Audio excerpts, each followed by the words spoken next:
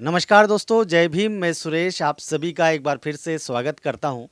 दोस्तों आज हम आप देख ही रहे हो कि पीछे का जो मेरे पीछे का बैकग्राउंड है, यहाँ पे कुछ बहुत सारी पुस्तकें रखी हुई है, किताबें रखी है और जो मेरे साथ में है वो अमन ढोक हैं। और मैं चाहता हूं कि आप सभी उन्हें सबसे पहले तो बधाई दीजिए। JEE मेंस का जो एग्ज़ाम हुआ था उसमें इन्होंने 99.315 परसेंटाइल इन्होंने लाया था। ये सब क्या होता है, जेई मेंस का एग्ज़ाम क्या होता है, बहुत सारे लोग तो जानते होंगे और बहुत सारे लोग नहीं जानते होंगे। और जो जानते होंगे, जिनके बच्चे पढ़ रहे होंगे, जिनके बच्चे तैयारी कर रहे होंगे, चाहते हैं कि वे इंजीनियरिंग में या अन्य प्रतियोगी परीक्षा में वो उनके बच्चे सक्सेस हो, सफल हो, तो मेरे ख्याल से ऐसे साक्षात्कार या ऐसा वीडियो उन्हें ज़रूर देखना चाहिए। क्योंकि कहीं ना कहीं जो बच्चे सफल होते हैं वो सफल कैसे होते हैं, उन्हें उसके बारे में पूरी जानकारी होती है। अमन जी, सबसे पहले तो मैं आपका स्वागत करता हूँ। सर्वप्रथम आप सभी को मेरा जय भीम। जेई की परीक्षा क्या होती है उसके बारे में थोड़ा सा बताएं। तो जेई मेंस एग्ज़ाम वो होता है जैसे जब आप 12th पास करते हैं तो हर फील्ड में एक अलग अलग एंट्रेंस एग्ज़ाम होता है। तो जो इंजीनियरिंग फील्ड होता है उसमें एक एग्ज़ाम होता है जेई मेंस और जेई एडवांस्ड। तो जेई मेंस एग्ज़ाम क्वालिफाई करने पे आपके लिए आप एनआईटी लेवल तक के कॉलेजेस आप अचीव कर सकते हैं। पर आईआईटी में एडमिशन लेने के लिए आपको जेई एडवांस एग्ज़ाम होता है एक, उसको क्रैक करना पड़ता है। दोस्तों, जहाँ तक मुझे जानकारी है, इस बार जेई मेंस में 12 लाख बच्चों ने परीक्षाएं दी थी और 12 लाख में से लगभग 1.5 लाख बच्चे जो है क्वालिफाई हुए हैं जेई एडवांस के लिए। मैं सही कह रहा हूँ? जी। है ना? तो लगभग 1.5 लाख बच्चे क्वालिफाई किए हैं। और मैं आपको बता दूं, इसमें जो जैसे बीटेक या एनआईटी के जो कॉलेज होते हैं उसमें एडमिशन मिल जाता है जेई मेंस में। लेकिन अगर आपको आईआईटी में जाना तो उसके लिए जेई एडवांस आपको पास करना पड़ता है। तो उसके लिए अमन जो है क्वालिफाई हो गए। इन्होंने 99.31 परसेंटाइल लाए हैं। और ये जो जिस एरिया में हम रहते हैं, सोसर, जो कि एक तहसील है, मध्य प्रदेश का एक छोटा सा कस्बा है, यहाँ पर जितने भी बच्चे हैं उनमें टॉप हैं आप। आपका जो कोचिंग उसमें टॉप है आप। जी। तो इसके बारे में मुझे आप सबसे पहले तो ये बताइए कि इसके बारे में आपको कैसे पता चला कि जेई मेंस की कोई तैयारी करनी पड़ती है या हमें इस फील्ड में जाना चाहिए, ये प्रतियोगिता परीक्षा करना चाहिए, ये आपके दिमाग में कब आया? देखिए, सबसे पहले जब मैं 7th की 8th क्लास में था तो मैं तब से देख रहा था कि मतलब सौसर में मिदास ताज कोचिंग क्लासेस थी, तो वहाँ का रिज़ल्ट अच्छा आ रहा था। और वैसे मुझे भी कोचिंग ज्वाइन करना था तो मैंने तब मिदास ताज कोचिंग क्लासेस ज्वाइन किया था। तो 8 से 10 तक के मैं वहाँ पे जब पढ़ा तो वहाँ पे मतलब ऐसे नहीं कि एग्ज़ाम का, बट वहाँ पे ऐसा बेस बनाया गया हमारा कि आगे जाके 11th-12th में जो जेई या फिर नीट की एग्ज़ाम जो करते हैं हम, उसमें उस बेस का बहुत बड़ा हेल्प रहा। और पहले मैं नहीं जानता था कि जेई एग्ज़ाम क्या होता है, नीट एग्ज़ाम क्या होता है। मुझे ये मिदास के हमारे जो टीचर्स हैं उन्हीं से पता चला कि जेई एग्ज़ाम होता है, उसको क्वालिफाई करके कॉलेज में एडमिशन मिलता है। तो मुझे ये 9th में पता चला था कि ये एग्ज़ाम कर देना पड़ता है। तो तब मैंने पूरा प्लान कर लिया था कि मुझे रुकना है तो सौसर में ही रुकना है और यहीं पर ही तैयारी करके मुझे जो भी आगे की एग्ज़ाम्स की तैयारी करनी है वो सौसर में मिदास में रह के करना है। मतलब आप जब 9th क्लास में गए तब जाके आपको पता चला। जी। मतलब 8th क्लास से कहीं ना कहीं आप जेई या इंजीनियरिंग फील्ड के लिए तैयारी चालू कर दिए थे आपने? नहीं, हमारा 8 to 10 जो था वो ऐसी मतलब जो स्कूल का जो सिलेबस रहता है उसे ही और इलेबोरेट करके और उसे ही और अच्छा डीप में समझा के हमारी तैयारी चलती रही। पर हमें पता ही नहीं चला कि वो जो पढ़ाई चल रही है हमारी उसमें मतलब इतना कुछ गेन कर गए कि हम दूसरे बच्चों से कई गुना आगे निकल गए थे। तो 10th पास करने के बाद ये सब फ़र्क सबके समझ में आ जाता है फिर। अच्छा, आपकी उम्र अभी काफ़ी कम है, आप अभी 12th के एग्ज़ाम अभी दिए आपने। जी। तो इस बीच में जब आप पेपर देने या तैयारी करते थे तो कुछ लोग चर्चा करते थे कि अरे तू तो कोटे वाला, तेरा तो ऐसे ही हो जाएगा। तुम्हारे दिमाग में था क्या मुझे रिजर्वेशन का कुछ फ़ायदा मिलेगा, ऐसा कुछ दिमाग में था? पहले कई लोगों ने ऐसा मतलब बोला था कि ऐसा कोटे का है भाई, टेंशन मत ले, तेरा हो जाएगा, वैसा हो जाएगा। मतलब ऐसा नहीं कि टॉन्ट मारते, पर ऐसी मित्रता में कि बोले कि भाई तेरा तो हो जाएगा। तो तब कभी कभार ना बात लगती थी। और हमारे टीचर भी हमें मोटिवेट करते हैं कि मतलब हमारे सर है विकास सर, उन्होंने स्टार्टिंग से मुझे मोटिवेट किया है कि ये सब पे ध्यान नहीं देने का और अपनी पढ़ाई जो है वो करो, जो भी होगा अच्छा ही होगा। तो उससे भी मोटिवेशन मिला है हमें। तो मैंने स्टार्टिंग से कोशिश की है कि इस कुछ ऐसा रिज़ल्ट आए कि इसकी ज़रूरत ना पड़े। कि क्या है, मतलब लोगों को कुछ बोलने के लिए नहीं रहना चाहिए कि भाई कोटे से हुआ है, ऐसा हुआ है। बस कोशिश यही रहती है कि उसका नाम बीच में ना आए। ये तो बातें होते रहती दोस्तों, बहुत सारी बातें होती है।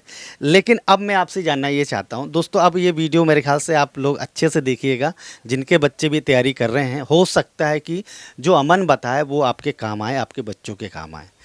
अब मैं ये जानना चाहता हूँ कि जिस प्रकार से मेरे ख्याल से जेई मेंस में फिजिक्स, केमिस्ट्री, मैथ्स, ये 3 सब्जेक्ट होते हैं। तो ये तीनों विषयों की आप तैयारी कौन-कौन सी किताबों से करते थे? उसकी कुछ अलग से स्पेसिफिक मतलब कुछ विशेष बुक्स होती है क्या?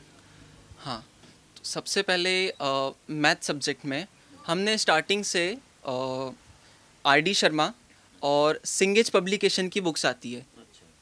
सिंगेज पब्लिकेशन की जेई मेंस और जेई एडवांस के पॉइंट ऑफ व्यू पे, तो वो बुक प्रेफर की मैथ्स में।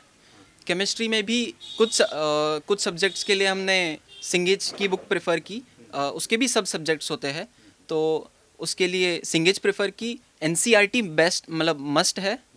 और फिर बाकी केमिस्ट्री में तो मैक्सिमम टॉपिक हमने सर के नोट्स जो रहते थे और सर जो पढ़ाते थे उसी पे ध्यान दिया। मतलब केमिस्ट्री में ज़्यादा बुक्स फॉलो नहीं की हमने।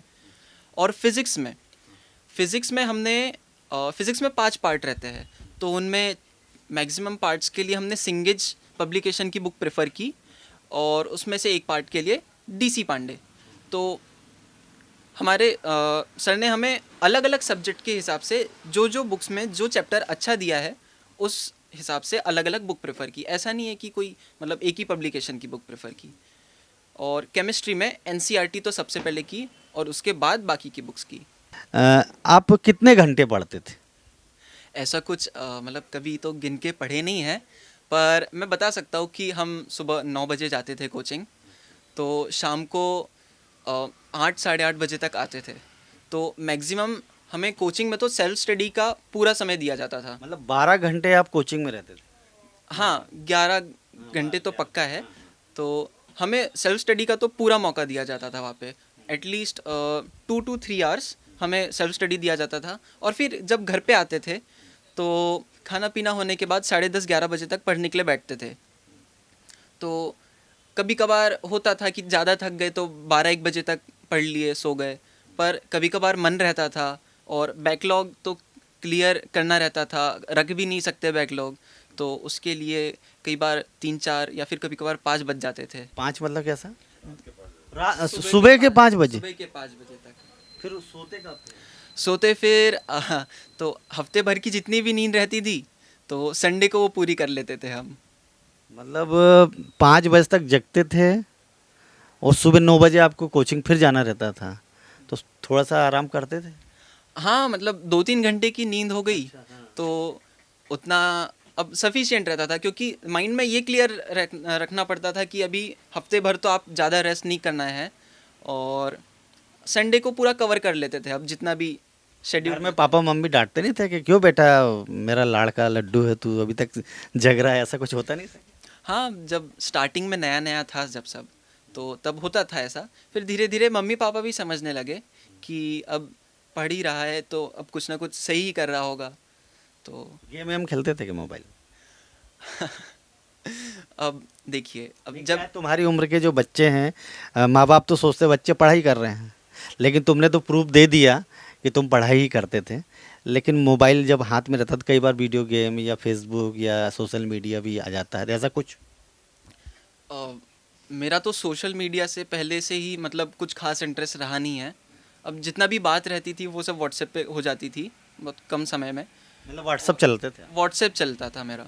और गेम की बात किए तो 10th तक के तो ऐसी कोई तैयारी चल नहीं रही थी, तो 10th तक के सब चलता था। और 11th की स्टार्टिंग में अब धीरे धीरे जैसे जैसे वर्कलोड पढ़ाई का बढ़ता गया, तो वैसे वैसे अपने आप ही ये सब जो डिस्ट्रैक्शन वाली जो चीज़ें रहती है वो सब धीरे धीरे कम हो जाती है। और गेम हो गया, टीवी हो गई, ये सब धीरे धीरे पूरा बंद हो जाता है। आपने टीवी या मतलब पिछले 11वीं के बाद से अभी तक टीवी देखा नहीं लगभग? हाँ मतलब आज तक के तो ऐसे कभी लेके बैठा नहीं घंटा 2 घंटा। अब कभी कभार हो जाता था, खाना खाते समय बैठ जाते थे। ये जो मेरा जो सक्सेस है इसका बहुत बड़ा हिस्सा जाता है हमारे मिदास के टीचर्स को। 2 साल तक के टीचर्स, हमारे मिदास के टीचर्स ने ऐसा सपोर्ट रखा है कि आप कभी भी, अगर आप घर पे है, कभी भी आप उनको फ़ोन पे डाउट्स भेज दीजिए अपना, तो मिनिमम मतलब 1-2 घंटे में वो अपने आपके डाउट्स क्लियर कर देते थे। और हमेशा उन्होंने हमें मोटिवेट किया है, कभी डिमोटिवेट नहीं होने दिया है, और हमारी परेशानियों का हल निकाला है, और बहुत सपोर्ट रहा है। सभी टीचर्स का ऐसा कोऑर्डिनेशन था मिदास में कि हमारी तैयारी का ऐसे धीरे धीरे इतनी स्मूथ रहती थी कि कभी समय आने पे जब कब टीचर्स ने प्रेशर देना है हमें, वो भी समय समय पे देते थे। समय समय पे सब इंजॉय करवाते थे पढ़ाई को। डिसिप्लिन और मैच्योरिटी, वो सर का कहना है, सर बताते हैं हमें कि डिसिप्लिन और मैच्योरिटी एक दो हिस्सा है जो आपको सक्सेस तक लेके जाता है। एग्ज़ाम डिसिप्लिन और मैच्योरिटी से क्रैक होता है। तो उसके लिए आपने क्या डिसिप्लिन और उसकी जो मैच्योरिटी की बात कर रहे हैं, किस किस प्रकार से आपने मेंटेन किया इसे? भले डिसिप्लिन मेंटेन कर सकते हैं, पर मैच्योरिटी तो 11th-12th की जो जर्नी रहती है टीचर्स के साथ, वो जो आपका इन्वायरमेंट बनता है जहाँ पे आप पढ़ते हैं, उसमें उससे धीरे धीरे 12th तक आते आते आपका मैच्योरिटी डेवलप हो जाता है। और मतलब वाकई मम्मी ने बहुत मेहनत की है, क्योंकि कभी कभार मैं सुबह नहीं उठ पाता था, तो अगर मैं जल्दी सो गया तो मैं मम्मी को बता देता था कि सुबह उठना है मुझे, तो मम्मी सुबह 5 बजे उठाती थी मुझे, और ख़ुद की नींद सेक्रीफाइस करके मतलब मुझे 5 बजे उठाती थी, और मैं तब पढ़ने के लिए बैठता था। फिर मतलब मम्मी पापा ने भी बहुत मेहनत की है 2 साल। अब सक्सेस का एक हिस्सा उनके तरफ भी जाता है। क्या शिक्षा शेरनी का दूध है, जो पिएगा वो दहाड़ेगा, ये सुने कभी आपने? जी हाँ, ये बाबा साहब आम्बेडकर ने बताए थे ये। ऐसा उन्होंने क्यों कहा होगा? तो जैसे बाबा साहब को बचपन में कई सारी कठिनाइयाँ गई थी। आपको मालूम है वो कक्षा के बाहर बैठते थे, जहाँ चप्पल रखी रहती थी वहाँ बैठते थे? हाँ, जैसे मतलब उन्हें मतलब पढ़ने नहीं दिया जाता था, फिर भी एट दी एंड वो शिक्षा के मामले में सर्वप्रथम थे देश में। सामाजिक प्रॉब्लम्स जो रहती है अलग अलग, तो उनका मुकाबला उन्होंने शिक्षा के बलबूते पे किया था। तो इस वजह से उनका मानना ये था कि शिक्षा जिसके पास है वो इस दुनिया में कुछ भी कर सकता है। एजुकेशन इज़ द पावर, ऐसा मानना था उनका। कि कुछ बच्चे ऑनलाइन भी तैयारी करते हैं आजकल, जैसे यूट्यूब, या कभी आपने इसका जैसे आपके पास मोबाइल देख रहा हूँ, एंड्रॉयड मोबाइल रखा हुआ है, इधर पीछे देख रहा हूँ डेस्कटॉप भी है, तो कभी आपने सोचा कि मैं, जैसे सर लोग तो पढ़ा ही रहे हैं, कुछ मैं यूट्यूब के थ्रू या ऑनलाइन कुछ पढ़ाई कर लूँ, उसकी तैयारी, उसके बारे में क्या सोचते हैं? तो ऑनलाइन क्लासेस जो रहता है वहाँ पे वैसा क्वालिटी, मेरा मानना है कि वहाँ पे वैसा क्वालिटी ऑफ एजुकेशन नहीं मिल सकता जो मुझे यहाँ पे मिदास कोचिंग में मिला है। जैसे कोचिंग में रहे तो जो डाउट रहते हैं आपके, आप तुरंत सर से पूछ सकते हैं।